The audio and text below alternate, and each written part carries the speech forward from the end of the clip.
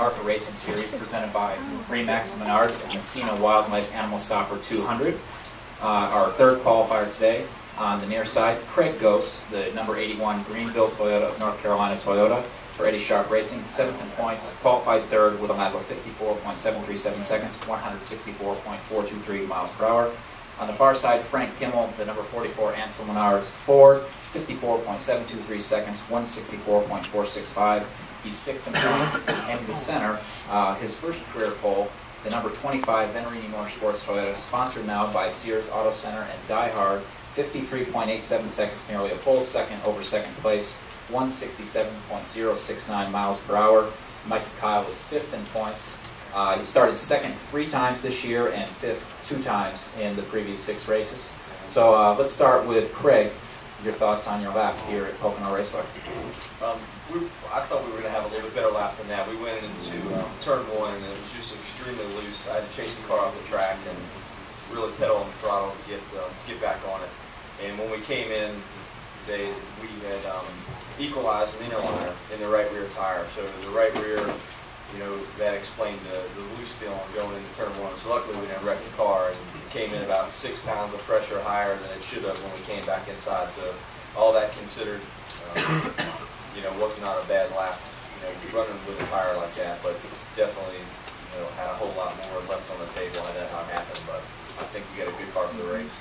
Hey, Frank Kimmel, our second qualifier. Your comments?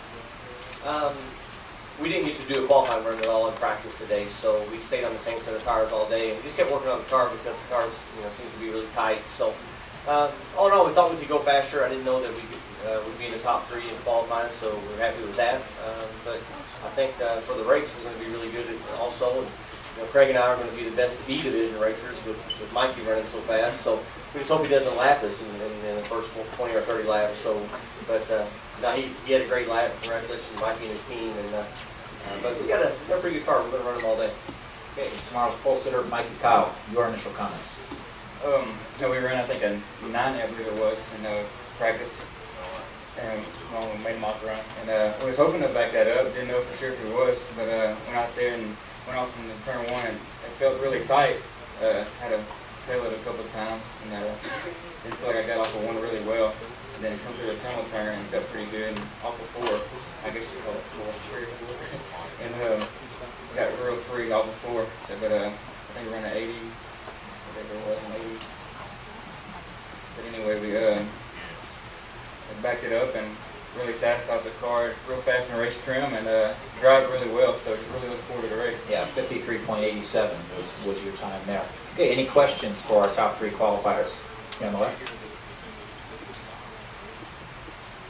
Brian, Mikey, you would have qualified 5th for the Cup race based off the practice times like that. Qualifying's really been your strong suit.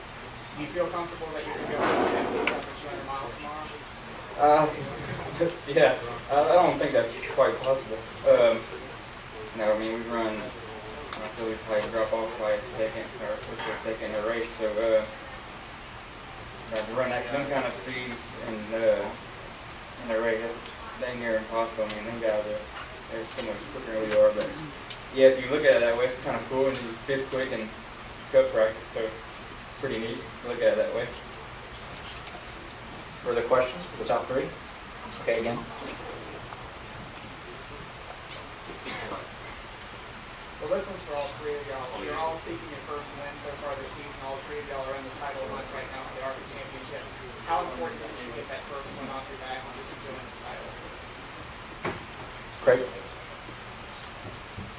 I think, it can't happen soon enough for any of us, for anybody that goes out there and does, what we do every week. So there's a whole lot of things that have to fall into place, and for that to happen, I thought it was going to happen for me in Texas, and we had a problem in the pits, and it didn't. So there's a lot of things that are in your hands as a driver, and there's also a lot of things that are not in your hands as a driver, and it all has to come together for it to happen. So for me, I feel like I think we have a car that's capable of it based on the way we were running in practice once we got some laps on our tires.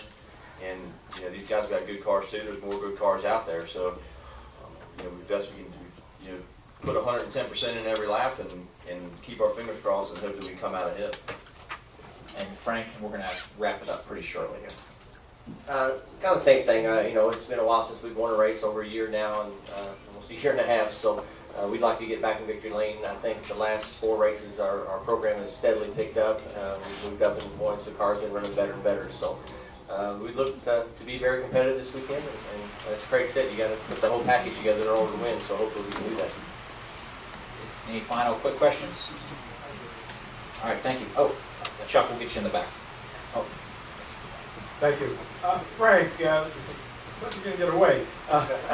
These races, you've been in enough of them, a lot of cautions.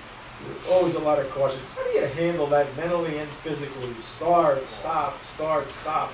Talk about what goes through you, mind, and...